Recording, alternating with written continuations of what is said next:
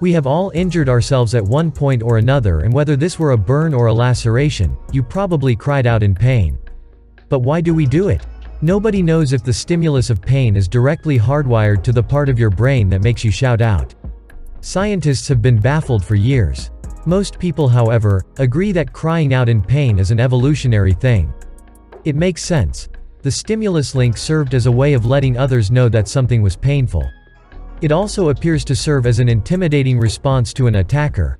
I suspect that swearing taps into a defensive reflex in which an animal that is suddenly injured or confined erupts in a furious struggle, accompanied by an angry vocalization, to startle and intimidate an attacker, said psychologist Steven Pinker.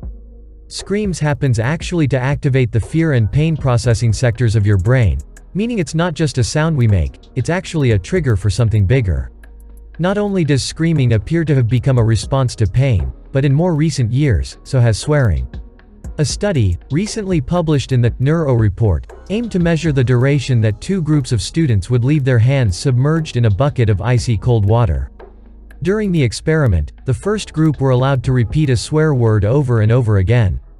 Meanwhile, the second group went through the same ordeal but could only repeat a neutral word. The results found that the first group, the swearers, reported much less pain and on average, kept their hands in the icy water for 40 seconds longer than the neutral group. Many psychologists actually actively recommend swearing as a result of pain now, as it has been scientifically accepted that it numbs the painful sensations.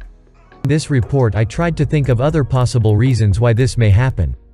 To understand the response you must once again go back to evolutionary terms. It makes logical sense that by natural selection, people who stop doing painful things are more likely to survive and have their genes passed on. If something hurts, you stop doing it. However, if you are in a situation of long-lasting pain and have no control over this, shouting out in pain seems perfectly natural. This can be described as your body's way of making a bigger noise in your head than the pain is doing and thus taking away some of the emphasis from it. No matter why swearing works, it seems fairly conclusive that it does help. So, next time you stub your toe and scream, take a quick second to think about why this response has been triggered.